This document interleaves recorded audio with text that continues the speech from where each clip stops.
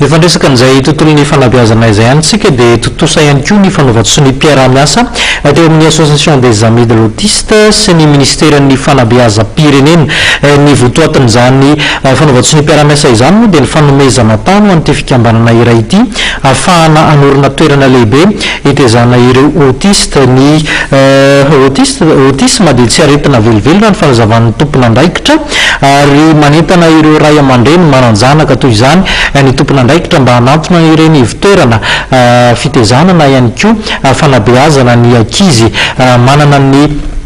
olana tahaka ireny satria dia zava-dehibe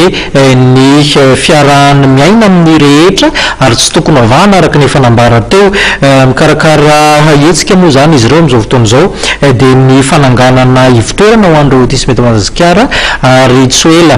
dia ho ajoro izany toerana izany ahafahany sokatra androany ihany koa ny séminaire ara-pédagogique faha-5 ny fikambanana mpampianatra malagasy mampianatra ny teny rosianina nankalaza ny faha-telopolo taona ny siny ihany koa izany fikambanana izany nisy netsika ny tanterahana tetsy alarobitetsy. Toy ny fanao isaka ny roa taona dia androany no nanomboana ny atrika asa na ny séminaire ara-pédagogique ny fikambanana mpampianatra malagasy mampianatra ny teny russe izay miditra ao amin'ny andiany faha-5 amin'ity taona 17 sy 20 ity. Raha ny fanazavana nentin'ny filohan'ny fikambanana nandritra ny lanonam-panokafana androany tetsy amin'ny ambasady ny Rosia Alarby dia ny fanatsarana ny fomba fampianarana anaraka ny système LMD ny fotoana tahaka izao ary ihany koa hanavaozina ny fahaizana. Izany hoe ny fombanay atao amin'ny fikambanana ny mpampianatra teny rosianina isaky ny roa taona dia miezaka izahay zany mba miona eritreritra hoe aiza indray izao ny fahaizan'ny ankizy mpianatra zany atao hoe teny rosianina. Ina le programme atao, ina ny mety mahatsara fandrosoana be le kokoa indrindra atao anatin'le système ataontsika hoe LMD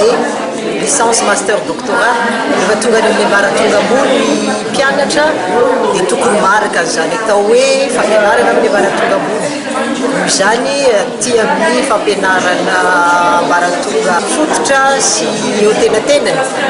dia reny zany tsy maintsy tsaraina lalandava. Teny faha-efatra ianarana maneran-tany ny teny rosianina ary olona hatramin'ny 70 tapitrisa no mampiasa ny teny russe raha toa ka olona hatramin'ny 70 sy 30 tapitrisa ny olona mahazo ity teny ity.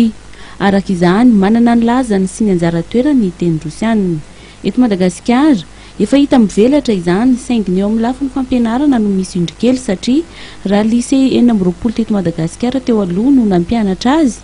dia ny avitsy izany no ny fienany ny mpampianatra izay ao ny nisotro ronono ary ao koa no nindaosy ny fahafatesana. Era Madagasikara nampianarana teny rosianina ireny olo reny rehefa ohatra ka retraité na maty satria efa nisy maty na koa findra toerana na koa natsoina anao zavatra hafa dia tsy voasoro. Dia ireny foana zany mitsotsonay matetika hoe misy ane mpianatra zay fanaka ny université n'Antananarivo afaka matsimo ny toerany ireny tokony mba sorana izy. Dia izao moa zany manatevina dia ny fampianarana enseignement privé.